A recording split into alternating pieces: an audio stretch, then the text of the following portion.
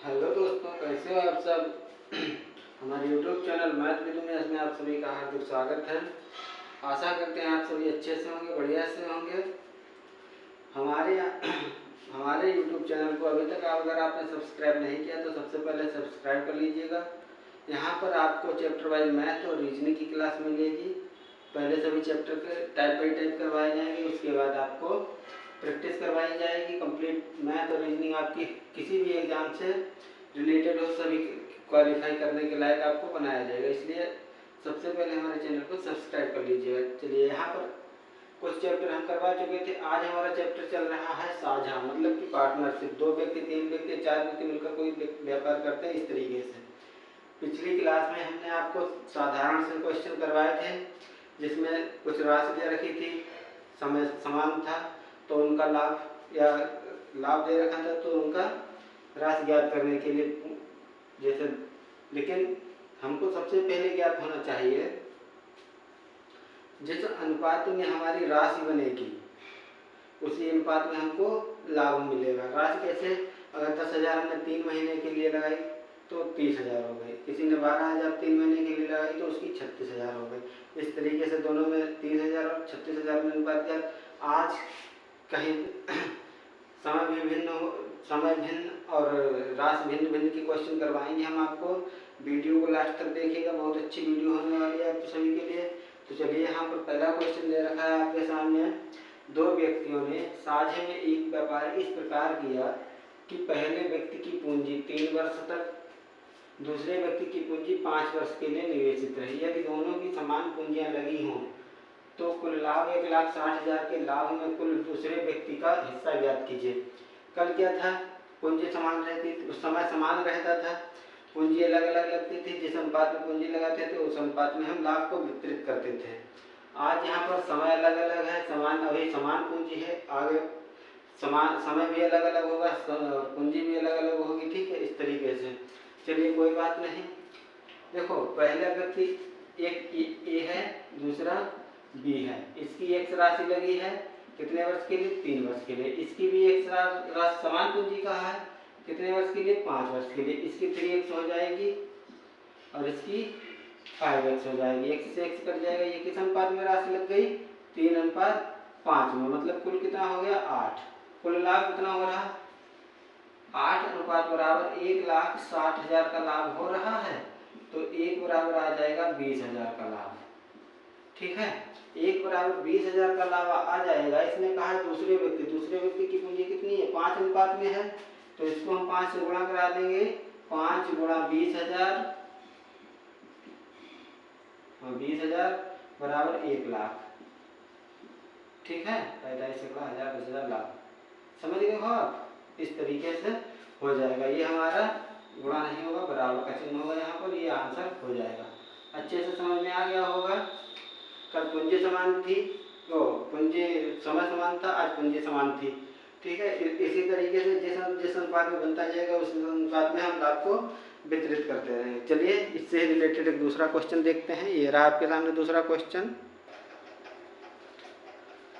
ये रहा आपके सामने दूसरा क्वेश्चन दे रखा है, राम और रहीम ने समान पूंजी लगाकर एक व्यापार किया जिसमें राम की पूंजी प्रारंभ के 8 महीने तक तथा रहीम की पूंजी बाद के 6 महीने तक लगी रही। यदि कुल लाभ रुपये 42,000 का हुआ तो राम को लाभ के रूप में कितने रुपए प्राप्त हुए। समान पूंजी है, समय डिफरेंस है। ठीक है, ये राम है और ये रहीम है। ठीक है, इसकी एक्स पूंजी है और इसकी भी एक्स पूंजी समान का है। इसकी 8 माह लगेगी तो, और इसकी 6 माह। आगे पीछे से कोई मतलब नहीं, जितने समय पूंजी लगेगी उतना ही लाभ होगा। इसकी x से x कट जाएगा, 2 से काटोगे तो 4 आएगा, 2 से काटोगे 3 आएगा। मतलब इस अनुपात में राशि लगी है। कुल अनुपात कितना हो रहा है, ये 7 हो रहा है। 7 के बराबर कितना लाभ हो रहा है, 42,000 का, है ना। 7 से काटोगे यहाँ 1 बराबर कितना आएगा, 6,000 आएगा। ठीक है, राम की लाभ कितना लगा है, 4 लगा है, 1 बराबर 6, तो 4 बराबर 4 गुणा 6,000 बराबर 24,000। ये आंसर हो जाएगा हमारा। ठीक है। राम के को लाभ के रूप में कितने मिले 24,000। तो रहीम को कितने मिले 18,000। दोनों का क्लियर हो गया है। जिसको जिस लाभ में लगेंगे, जिस अनुपात में राशि लगेगी उसी अनुपात में लाभ होगा। समझ में आ रहा होगा, नहीं आ रहा तो रिवाइंड करके देख लीजिएगा। वीडियो को शेयर कीजिएगा, सब्सक्राइब कीजिएगा और लाइक कीजिएगा। कमेंट में बताइएगा अगर कोई कमी रहती है, ठीक है। चलिए ये रहा आपके सामने एक अगला क्वेश्चन। ये रहा आपके सामने एक अगला क्वेश्चन जो पिछले दो क्वेश्चन से बिल्कुल अलग है। पिछले दो क्वेश्चन में समय समान रहता था या फिर राशि समान रहती थी, यहाँ पर दोनों चीज़ें अलग हैं। तो चलिए देखते हैं कैसे लगेगा। ए, बी तथा सी ने क्रमशः 20,000, 25,000 तथा 30,000 लगाकर साझेदारी व्यापार शुरू किया। ए की पूंजी 3 वर्ष तक, बी की पूंजी 2 वर्ष तक तथा सी की पूंजी 1 वर्ष तक व्यापार में लगी। ये कुल लाभ रुपये 70,000 का हुआ। तो बी का कुल लाभ में से कितने रुपए प्राप्त हुए? बी का हिस्सा पूछा है।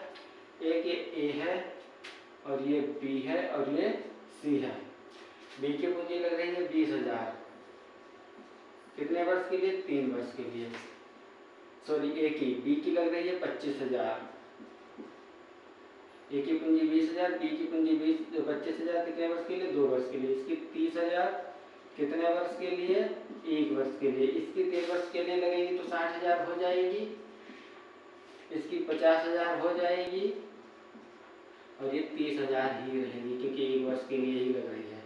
देखो 4 जीरो से 4 जीरो कट, क्या अनुपात आया? 6:5 ये 3। समझ में आ रहा है? इस अनुपात में पूंजी लगी ए बी सी की। ये कुल कितना हो रहा है? 14।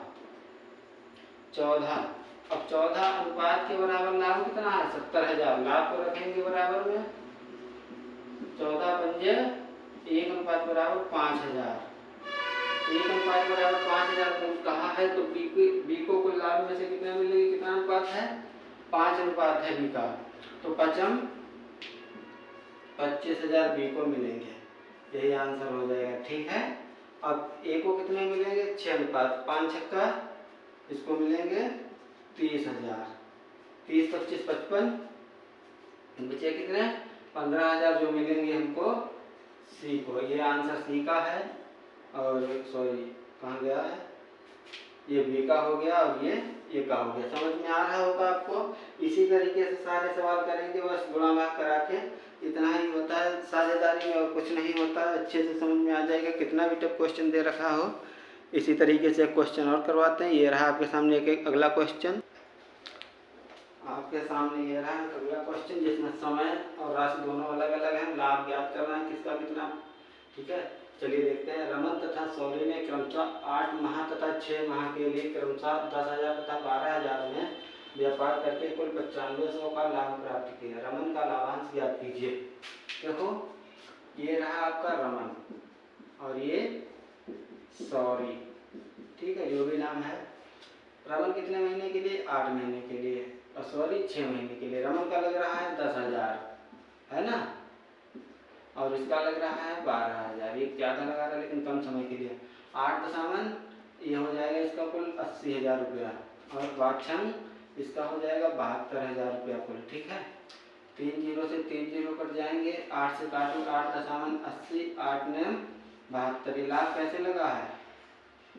10:9 में, है ना। कुल कितना हो जाएगा? 19। इस अनुपात में राशि लगी, कुल 19 अनुपात राशि लगी थी। 19 के बराबर 9500 दे रखा है लाभ, तो 1 बराबर 500 होगा, ठीक है। इसने कहा रमन का लाभांश, रमन का 10 अनुपात में लगा है। 1 के बराबर 500 तो 10 के बराबर 10 गुणा 500 बराबर हो जाएगा आपका 5,000। ये आंसर हो जाएगा। इसको कितने मिलेगा? 9 है। 9 गुणा 5,000 बराबर 4500, ठीक है। समझ में आ रहा होगा आप सभी को अच्छे से। इस तरीके से ही हम सभी क्वेश्चन करेंगे। वीडियो को अभी तक अगर आपने सब्सक्राइब नहीं किया है तो सब्सक्राइब जरूर कर लीजिएगा। अपनी जानकारी में पढ़ने लिखने वाले जो भी हैं उनको शेयर कीजिएगा। कमेंट में बताइएगा वीडियो को अगर फॉल्ट है। चलिए मिलते हैं अगली क्लास में। आज के लिए इतना काफ़ी। अच्छे से समझ में आ रहा होगा, आशा करते हैं आप सभी से।